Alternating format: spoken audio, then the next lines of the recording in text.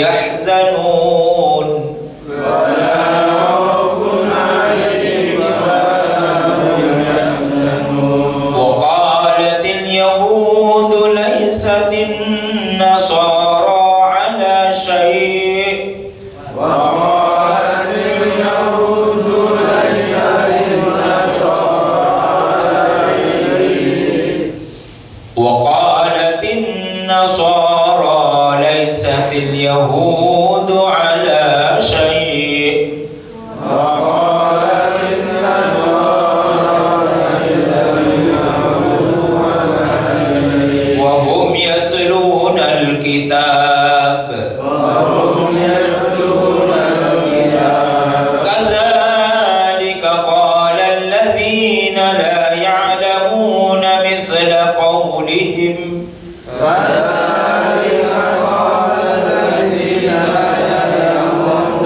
مثل قولهم فالله يحكم بينهم يوم القيامة والله يحكم بينهم يوم القيامة فيما كانوا فيه يختلفون فيما كانوا فيه يعملون وقالوا dan mereka berkata وقالوا mereka berkata la yadkhulul jannata tidak sekali-kali masuk surga la yadkhulul jannata illa kecuali illa man kana hudan orang yang beragama Yahudi man kana hudan au nasara atau beragama Nasrani tilka itulah amaniyuhum dugaan-dugaan mereka. Kul katakan ya Muhammad, hatu sampaikanlah burhanakum dalil kebenaran kalian. In kuntum jika adalah kalian shadiqina orang-orang yang benar. Bala sungguh-sungguh tidak benar. Man aslama orang yang memasrahkan wajahahu wajahnya lillahi semata-mata untuk Allah.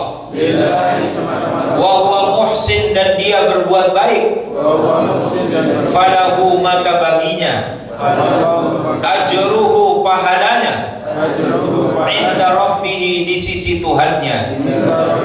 Wala khaufun alaihim tidak ada rasa takut pada mereka. Wala hum dan tidaklah mereka yahzanuna bersedih hati. Wa qalatil yahudu orang-orang Yahudi itu berkata laisatin nasara tidaklah orang-orang Nasrani ala syai'in atas pijakan yang kuat. Wa qalatin nasara dan orang-orang Nasrani berkata laisatil yahudu tidaklah orang-orang Yahudi ala syai'in atas pijakan yang kuat. Wahum padahal mereka yaslunal kitaba membaca Alkitab. Kadzalika demikian itu qala alladziina berkata orang-orang yang la ya'lamuna tidak mengetahui mithla qaulihim seperti perkataan mereka. Fallahu maka Allah yahkumu akan menetapkan bainahum di antara mereka yaumal qiyamati pada hari kiamat fima di dalam apa-apa kanu adalah mereka fihi di dalamnya yakhtalifuna berselisih. Bapak Ibu sekalian yang dimuliakan Allah Subhanahu wa taala, jadi Allah sedang memberikan pencerahan kepada Rasulullah sallallahu alaihi wasallam bahwa kebenaran itu harus punya pijakan yang kuat. Jadi tidak boleh orang punya keyakinan, punya pemahaman, tetapi tidak atas dasar pijakan yang kuat. Karena kalau orang berpegang pada sesuatu yang di dalamnya tidak ada pijakan yang kuat, maka yang akan banyak bekerja itu adalah dhon, praduga, atau angan-angan. Angan-angan itu tentu bisa jadi ada pijakan yang kuat, bisa jadi ada pijakan yang tidak kuat, tetapi lebih banyak pijakan yang tidak kuat. Namanya saja angan-angan. Bapak-bapak, ibu-ibu pernah nggak punya angan-angan terbang ke bulan? Nah, itu namanya angan-angan. Wa qalu la yadkhulul jannata illa man kana hudan aw nasara. Maka orang-orang Yahudi dan Nasrani itu mengatakan kepada Rasulullah dan kepada kaum muslimin bahwa tidak akan sekali-kali ada orang yang masuk ke dalam surga kecuali orang Yahudi dan orang Nasrani. Jadi orang Yahudi dan Nasrani itu menegaskan bahwa diri mereka lah penghuni surga, sementara yang lainnya tidak boleh masuk. Bahkan mereka mengatakan apa? Nahnu abna'ullah wa ahibba'u. Kami ini anak-anaknya Allah. Sampai seperti itu pengakuan mereka.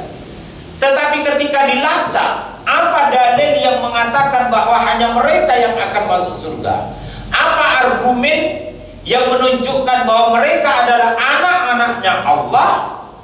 Maka ketika itu dilacak tidak ketemu, baik di dalam kitab Taurat mereka maupun di dalam kitab Injil mereka. Maka ditetapkanlah oleh Allah tilka amaniyuhum, bahwa apa yang dikatakan oleh orang-orang Yahudi dan ataupun orang-orang Nasrani yang mereka mengatakan bahwa surga itu adalah kapling untuk mereka, tilka amaniyuhum, bahwa itu adalah angan-angan dan praduga mereka saja. Sehingga apa yang harus engkau lakukan ya Muhammad? Qul hatu burhanakum, katakanlah ya Muhammad kepada mereka, hatu burhanakum. Jangan hanya mengatakan bahwa engkau orang Yahudi yang masuk surga dan orang Nasrani masuk surga, lalu yang lainnya ditolak. Yang paling penting, hatu burhanakum, datangkan dalilnya, datangkan argumentasinya, datangkan hujahnya. Itu artinya Bapak Ibu sekalian, orang beriman diperintah oleh Allah melalui ayat ini, jangan sampai mengambil keputusan karena sebab angan-angan. Jangan sampai menuduh seseorang karena sebab angan-angan. Cari dulu buktinya. Kalau buktinya sudah jelas, barulah mengatakan. Ini bukti belum jelas, dia sudah mengatakan. Suaminya pergi reuni dengan teman-teman satu SD. Tiba-tiba dia berfoto berjejer dengan banyak orang. Kebetulan di sampingnya itu perempuan. Ada temannya yang agak agak nakal sedikit, lalu foto itu dibuang yang lain, Pak. Tinggal berdua, dilalah, terus diupload di grup. Nyampailah kepada istrinya, lalu istrinya mengatakan suamiku selingkuh.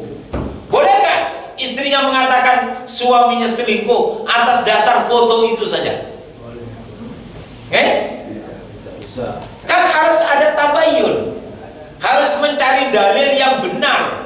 Apakah betul-betul terjadi perselingkuhan? Tapi kadang-kadang belum dicari mana dalil yang benar, ini benar atau tidak benar, tapi sudah jatuh apa?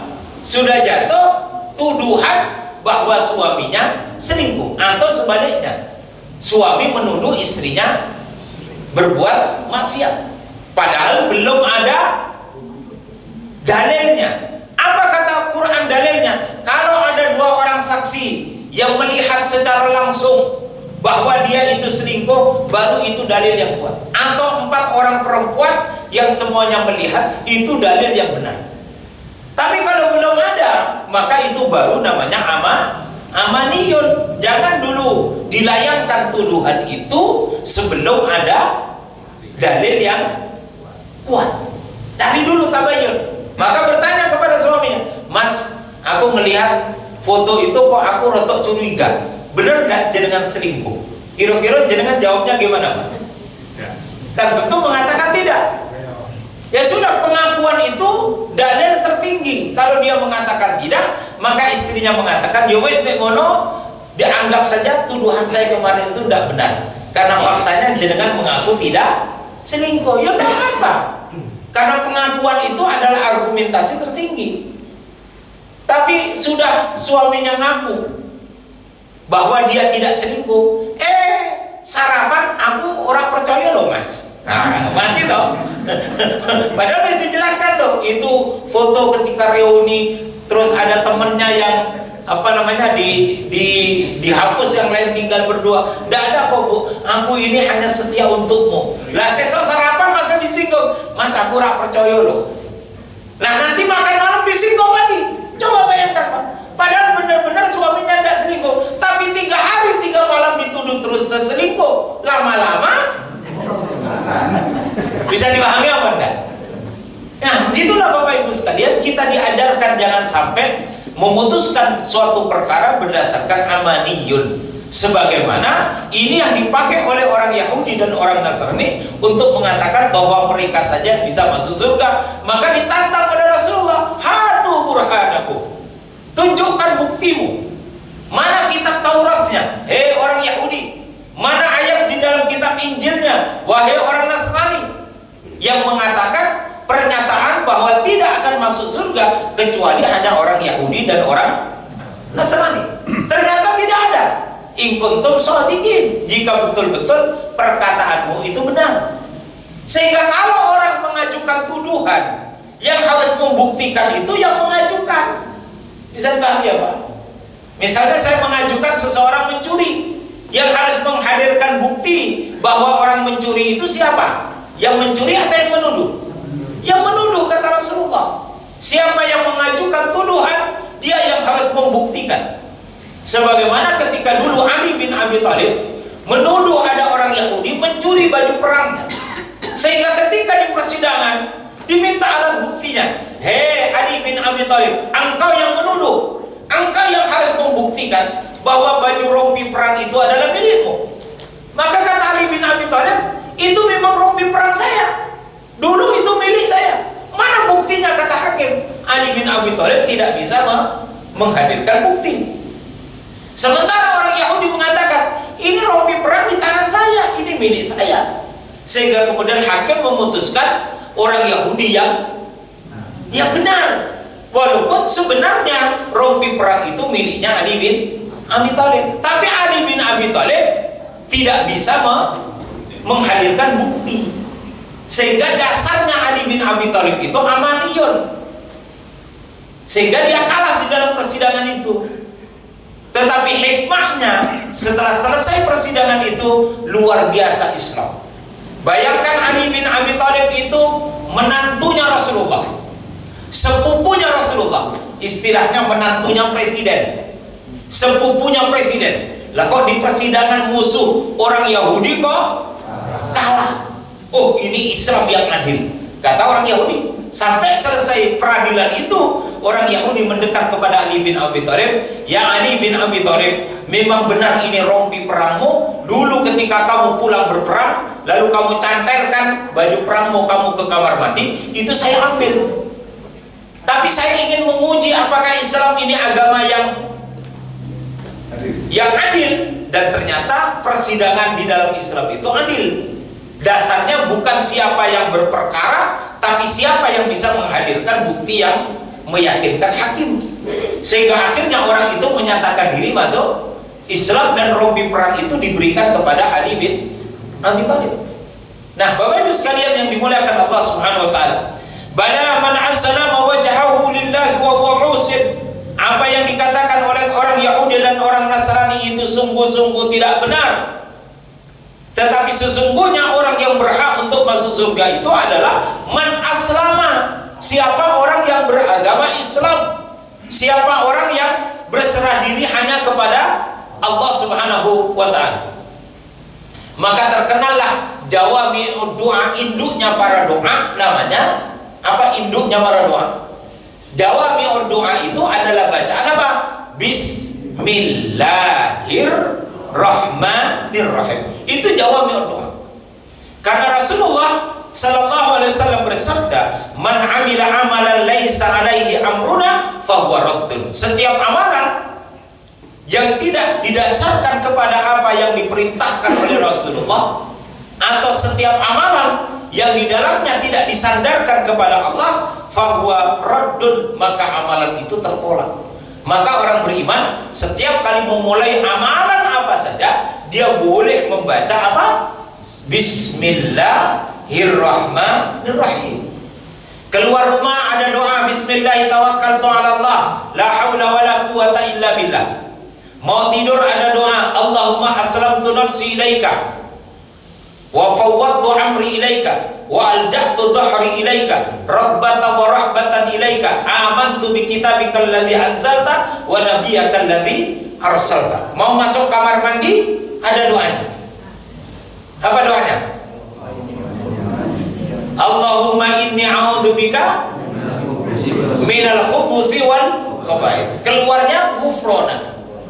Naik kendaraan ada doanya. Subhanalladzi sakhkhara lana hadza wa ma kunna lahu muqrinin wa inna ila rabbina lamunqalibun. Allahumma inna nas'aluka fi safarina hadza albirra wat taqwa wa minal amali ma tarda. Ketika bapak-bapak menikahi istri ada doanya. Allahumma inni as'aluka khairaha wa khaira ma fiha wa khaira ma jabaltaha 'alaiha wa a'udzubika min syarriha wa syarri ma fiha wa syarri ma jabaltaha 'alaiha. Itu doa mau menikahi seorang perempuan. Dulu bapak-bapak menikahi istri jenengan baca doa ini apa tidak? Nah, kalau nggak baca diulangi lagi atau gimana? Nah, itu doa apa?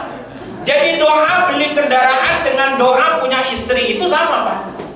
Jangan besok mau beli kendaraan baru, ketika dibayar diambil mobilnya langsung dibacakan doa Allahumma inni as'aluka khairaha wa khaira ma fiha wa khaira ma jabaltaha 'alaiha wa a'udzubika min syarriha wa syarri ma fiha wa syarri ma jabaltaha 'alaiha. Itu doanya sama. Tapi semua doa-doa yang sifatnya khusus itu manakala kita tidak hafal, boleh diganti dengan bacaan apa? Bismillahirrahmanirrahim. Maka bismillah itu disebut dengan jawami'ud doa, induknya semua doa. Karena bismi dengan alif dihilangkan lalu ba disambung dengan sin, itu mengandung makna Rabbana, ya Tuhan kami, dengan nama Engkau. Ya apa? Kalau beli mobil, jadikanlah mobil ini mobil yang baik, mendatangkan kebaikan pada keluarga kami, dan ketika dinaiki jangan macet-macet. Nah, kira-kira begitu. Sama dengan istri, kalau dinaiki jangan macet-macet. Maka doanya sama, Pak. Bisa dipahami ya? Sehingga kalau jenengan beli mobil kok macet-macet, mungkin dulu belinya nggak baca doa. Makanya mobilnya dijual, beli yang baru. Nanti dibaca doa ini. Nah, besok yang mau beli mobil WA saya, nanti saya kirimi doanya. Kira-kira begitu.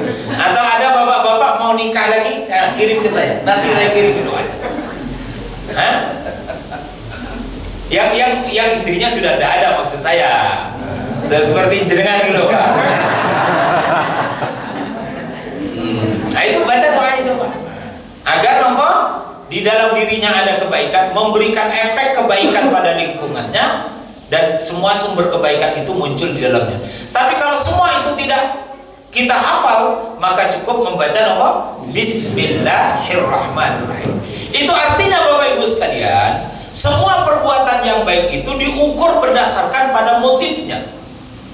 Sehingga ketika kita melakukan kegiatan membaca Bismillahirrahmanirrahim, itu menunjukkan mukhlisina lillahi. Saya melakukan, mengamalkan, mengerjakan semata-mata untuk Allah. Lalu yang kedua Bapak Ibu sekalian, wa huwa muhsin. Muhsin itu artinya sesuai dengan kaidah syariat. Jadi perbuatan yang punya nilai yang tinggi di hadapan Allah, satu, karena dilakukan semata-mata untuk Allah. Kemudian yang kedua, karena amalan itu sesuai dengan tuntunan Quran dan Sunnah. Bapak Ibu sekalian yang dimuliakan oleh Allah Subhanahu wa Ta'ala. Jadi ada orang luar biasa taat dia beribadah, taat sekali beriktikaf, dia tulus beribadah semata-mata untuk Allah, hidupnya hanya untuk Allah, dunianya tidak dia pikir, karena dia ingin semata-mata untuk Allah. Tiba-tiba dari saking dia pengen sholatnya itu berlama-lama dalam sholat, lalu sholat subuh 5 rakaat karena pengen berlama-lama. Boleh apa enggak? Enggak boleh. Walaupun 5 rakaat itu dia tulus semata-mata untuk Allah, tapi kan secara kaifiat syariat kan enggak benar. Itu enggak sesuai dengan yang diajarkan oleh Rasulullah Muhammad sallallahu alaihi wasallam. Maka harus sesuai dengan apa yang diajarkan oleh Rasulullah Muhammad sallallahu alaihi wasallam. Jadi yang masuk surga itu man aslama wajhahu lillah, orang yang memasrahkan semua amal perbuatannya di muka bumi semata-mata untuk Allah. Gimana bentuknya? Kalau dia memulai kegiatan itu dengan membaca apa? Bismillahi, atau kalau dibaca panjang Bismillahirrahmanirrahim. Mau makan Bismillahirrahmanirrahim, gitu? Mau masuk WC Bismillahirrahmanirrahim. Mau naik kendaraan Bismillahirrahmanirrahim. Mau beli kendaraan Bismillahirrahmanirrahim. Mau nyangkul sawah Bismillahirrahmanirrahim. Itu boleh. Itu menunjukkan bahwa orang itu bekerja semata-mata untuk Allah, orang itu membajak sawah semata-mata untuk Allah, orang itu bermuamalah dengan istrinya semata-mata untuk Allah. Lalu yang kedua, perbuatan yang dilakukan itu sesuai dengan tuntunan dari Rasulullah Muhammad sallallahu alaihi wasallam, baik menyangkut ibadah mahdoh maupun menyangkut urusan muamalah. Nah, kalau dua itu yang dikerjakan, sudah pasti ahli surga. Kita puasa, kata Rasulullah, fatasahharu fa inna fis sahuri barakah. Kalau kamu berpuasa, bersahurlah, karena di dalam sahur itu ada keberkahan. Bukan masalah kuat tidak kuat, tapi ini menyangkut tuntunan dari Rasulullah bahwa orang yang besoknya mau berpuasa disunnahkan oleh Rasulullah untuk sebelum subuhnya dia sahur, walaupun dengan sebiji kurma saja, karena di situ ada tuntunan. Jangan kita beralasan aku tidak sahur pun aku kuat. Bukan masalah kuat tidak kuat, tapi ini tuntunan dari Rasulullah Muhammad, dan itu disebutkan dalam ayat ini wa huwa muhsin. Itu namanya orang berbuat baik. Bisa dipahami ya? Kalau sudah sampai waktunya berbuka puasa, maka Nabi mengatakan bersegeralah untuk membatalkan puasa dengan rutop. Rutop itu kurma yang separuh mentah separuh matang. Nah, kira-kira di masjid ini ada rutop enggak? Susah, karena enggak ada pohon kurma. Kalau tidak rutop, maka tamer. Tamer itu kurma yang semuanya matang. Kalau tamer pun tidak ada, pakai air putih. Pakai air putih kata Rasulullah untuk membatalkan puasanya. Setelah itu baru makan yang lainnya. Nah, kalau kita kan enggak, kola dulu. Kola atau es campur dulu kan. Nah, itu kata Rasulullah, pakai rutop. Jadi Nabi biasa berbuka puasa itu pakai rutop. Tapi kan susah kita di Indonesia cari rutop yang separuh mentah separuhnya matang. Jadi rutop itu kalau matang keseluruhannya itu jadi namanya sukari. Kalau masih mentah seluruhnya namanya barhi. Yang mentah untuk orang yang mau hamil itu. Nah, itu beli barhi. Tapi kalau udah matang separuh jadi rutop. Kalau sudah matang seluruhnya namanya sukari. Kalau sukari sarkliwon ada. Sukari ada, tapi rutopnya enggak ada. Karena rutop itu susah disimpan. Saya dulu bawa mentah dari Arab sana sampai ke Indonesia tidak bisa jadi matang itu, terus jadi rusak, terus jadi karena mungkin cuacanya ya. Wallahu a'lam bishawab.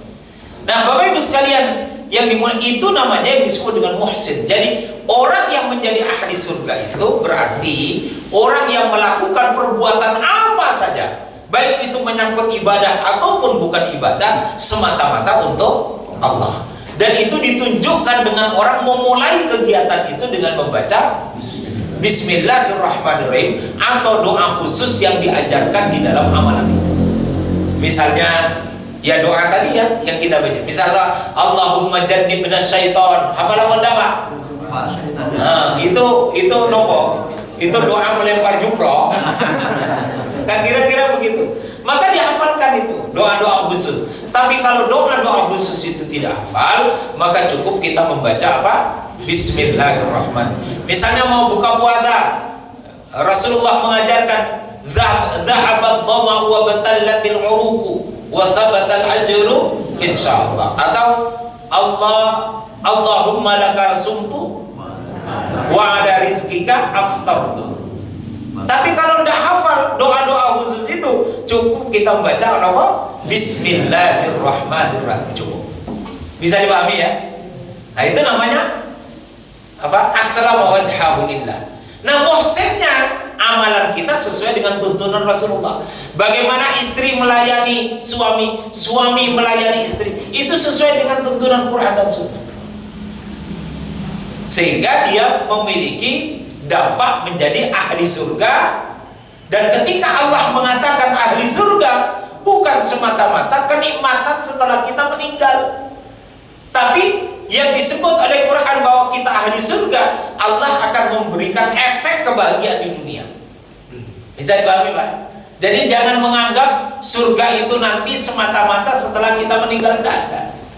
Orang yang sudah divonis oleh Allah ahli surga, dia sudah akan mendapatkan kenikmatan kebahagiaan di dunia sebelum dia meninggal dunia. Jadi kenikmatan surga itu sudah kita nikmati di dunia kalau kita termasuk golongan ahli surga.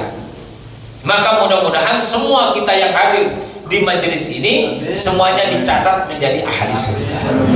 Sehingga apa? Suami bisa menjadi surga.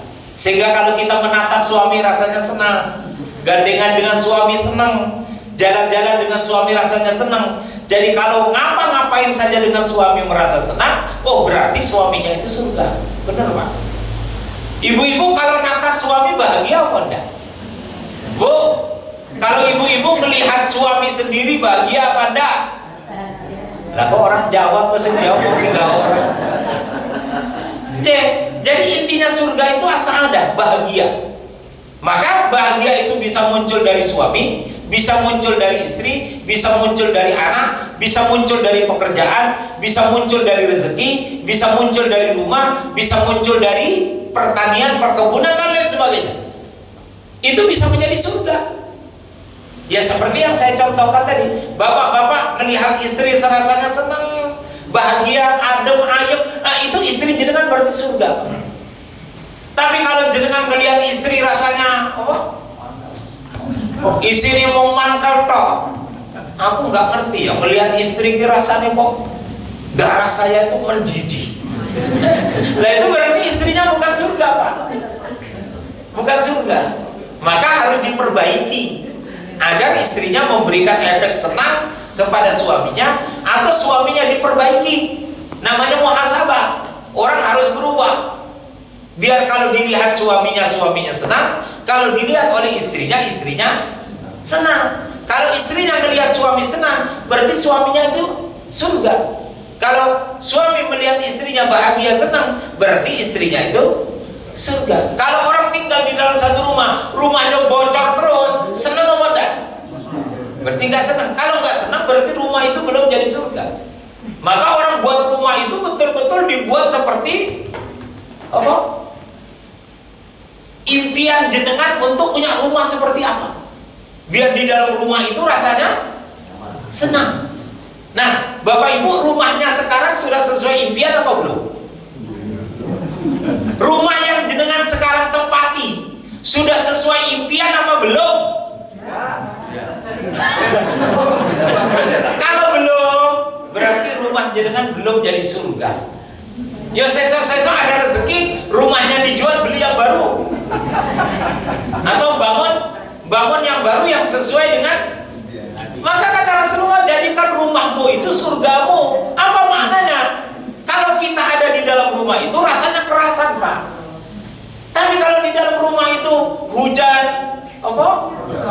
Bocor misalnya kan, melihat rasanya kok sumpek kan, maka harus diperbaiki rumah itu. Kalau memang kotor-kotor menyebabkan memandang itu tidak enak, ya dicat. Kalau bocor ya, kalau kurang lebar ya dilebarkan.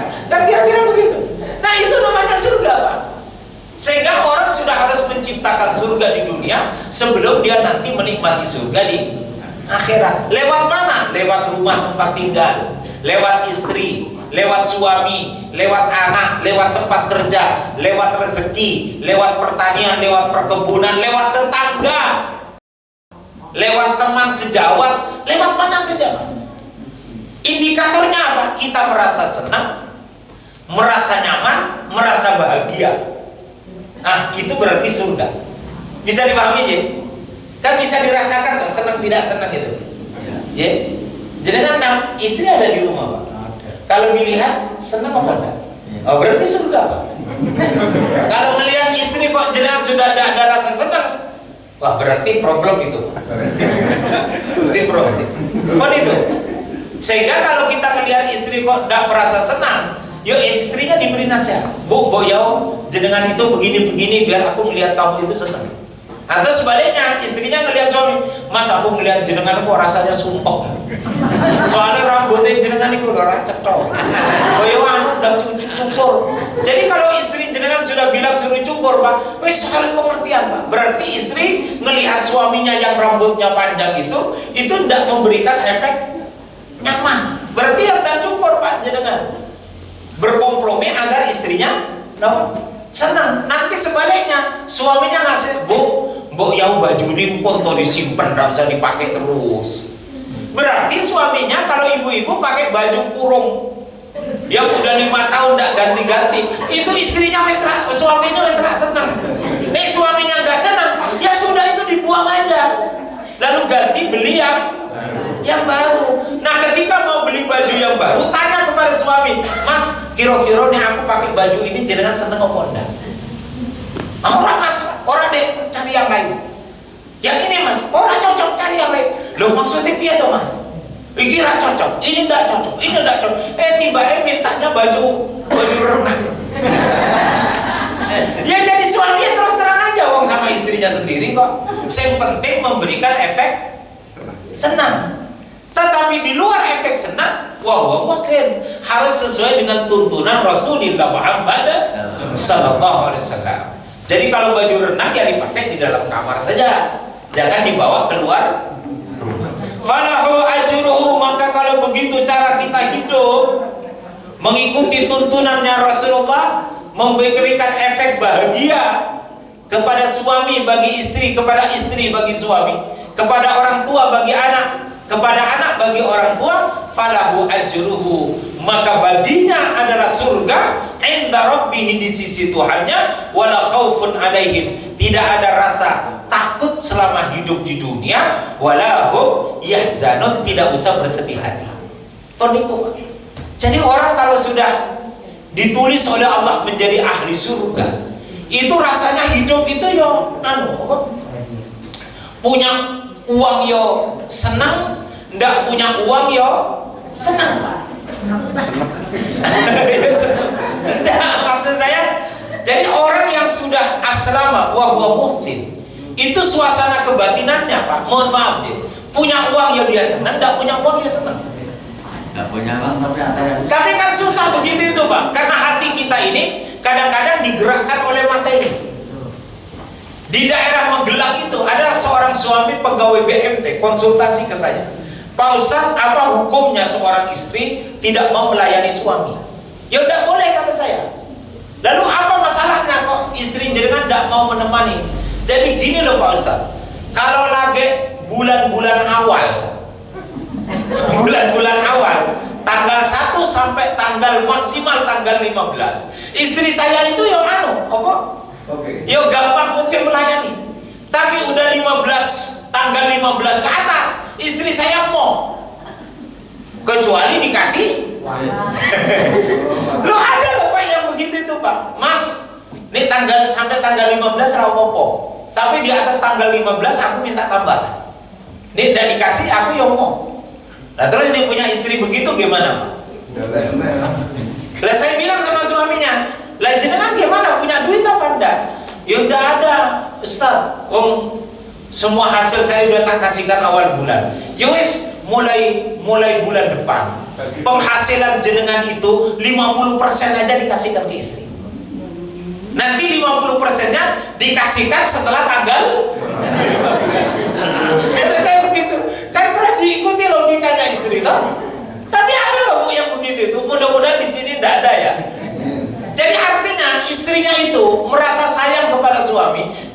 suaminya itu ngasih apa? Ngasih duit banyak. Kalau udah ngasih duit dia nggak senang, nggak mau melayani, nggak mau nyiapkan minum, nggak mau nyiapkan makan. Kan itu artinya suasana hatinya itu digerakkan oleh materi. Seharusnya kan tidak seperti itu. Karena kadang-kadang suami itu ada rezeki, kadang-kadang tidak ada rezeki. Gimana kalau nanti suaminya udah pensiun misalnya? Dulu biasanya ngasih 25-30, tiba-tiba kemudian sakit lalu rezeki itu hilang. Kalau kita punya istri tipe seperti yang saya ceritakan tadi, mungkin ketika nanti suaminya sakit, maka istrinya akan minggat dari rumah. Na'udzubillahi min. Seharusnya tidak boleh seperti itu. Bisa dipahami ya? Maka Quran mengatakan pernikahan itu mitsaqan ghalidha. Bahagia dalam keadaan sempit, bahagia dalam keadaan lapang, bahagia dalam keadaan sehat, bahagia dalam keadaan sakit. Itu namanya mitsaqan ghalidha. Sekarang istrinya masih muda, masih cantik jelita, sehat walafiat. Suatu saat istrinya sakit, kira-kira ditinggal apa enggak? Kalau mitsaqan ghalidha ya tidak. Ketika sehatnya ya setia, ketika sakitnya ya setia. Istri kepada suami juga sama. Ketika sehatnya ya setia, ketika sakitnya ya setia. Ketika suaminya sudah nggak lagi bisa bekerja, istrinya masih bisa bekerja, istrinya yang bekerja. Ada masalah nggak kalau istri yang bekerja untuk membiayai suami? Nggak ada masalah. Itu namanya mitsaqan ghalidha. Karena dunia ini berputar. Ketika suaminya masih sehat, suaminya yang bekerja cari uang. Tapi suatu saat, mohon maaf, misalnya suaminya kecelakaan, lalu nggak lagi bisa bekerja, maka yang bekerja siapa? Ya istrinya, tidak apa-apa. Karena bisa jadi rezekinya istri itu sesungguhnya adalah rezekinya suami yang oleh Allah dilewatkan lewat istri. Atau sebaliknya, rezekinya suami sebenarnya adalah rezeki istri, tapi oleh Allah dilewatkan lewat suami. Maka kalau ada suami sukses, jangan sombong. Bisa jadi suksesnya suami karena berkahnya istri. Karena berkahnya istri. Bisa dipahami ya, Pak? Bapak Ibu sekalian yang dimuliakan Allah Subhanahu wa taala, maka ketika orang-orang Nasrani Najran datang ke Mekah, lalu Nasrani Najran ini ketemu dengan orang-orang Yahudi, maka orang Yahudi dan orang Nasrani Najran ini mulai saling memperolok-olok dengan mengatakan, wa qalatil yahudu laysatin nasara ala syai'. Orang Yahudi Makkah mengatakan kepada orang Nasrani Najran, hei orang Nasrani Najran, sungguh agamamu itu tidak memiliki kekuatan dasar yang jelas, tidak punya pegangan yang kuat, sehingga orang-orang Yahudi ini ingin mengatakan kitab Injilmu itu kitab Injil yang jelek, nggak bisa dipakai sebagai dasar orang beragama. Maka orang Yahudi mengatakan, wa qalatil yahudu laysatin nasara ala syai'. Karena di depannya orang Nasrani. Maka ketika orang Nasrani Najran dikatakan bahwa kitab Injil mereka adalah kitab yang tidak bisa dipakai sebagai pegangan beragama, maka genting orang Nasrani mengatakan apa? Wa qalatin nasara laysatil yahudu ala syai'. Kata orang Nasrani, belum, yang nggak punya pijakan yang kuat itu ya kamu orang Yahudi. Nabimu itu Nabi Musa, nabi yang lemah. Kitab Tauratmu itu kitab Taurat yang rusak. Kata orang Nasrani kepada orang Yahudi. Jadi dua orang ini saling menjelek-jelekkan, mengolok-olokkan. Padahal dikatakan apa? Wahum yaslunal kitab. Padahal mereka sama-sama membaca kitab Taurat dan kitab Injil. Kitab Taurat mengabarkan tentang kebenaran yang dikabarkan oleh kitab Injil. Kitab Taurat menjelaskan tentang kedatangan Nabiullah Isa alaihissalam. Lalu kenapa mereka saling memperolok-olok? Maka itu menunjukkan bahwa antara orang Yahudi dan Nasrani, mereka sesungguhnya walaupun membaca kitab sucinya seakan-akan mereka tidak mengetahui isi kitab suci mereka. Lihat Al-Quran. Al-Quran memuliakan orang Yahudi dengan Nabi Musa sebagai nabi dan Taurat kitabnya. Al-Quran memuliakan Nabi Isa dengan kitab Injil sebagai kitabnya. Benar apa enggak? musaddiqan lima baina yadai, membenarkan kitab Taurat, membenarkan kitab Injil, tidak menjelek-jelekan. Tapi Taurat berlaku pada masanya, kitab Injil berlaku pada masanya. Masanya Taurat sudah selesai, masanya Injil sudah selesai, sudah disempurnakan oleh Al-Quran. Maka jangan saling menjelek-jelekan. Kadzalika qala alladziina la ya'lamuuna mithla qaulihim. Orang-orang musyrik yang menyembah berhala pun ikut-ikutan mengatakan, aku yang masuk surga, kalian semua masuk neraka.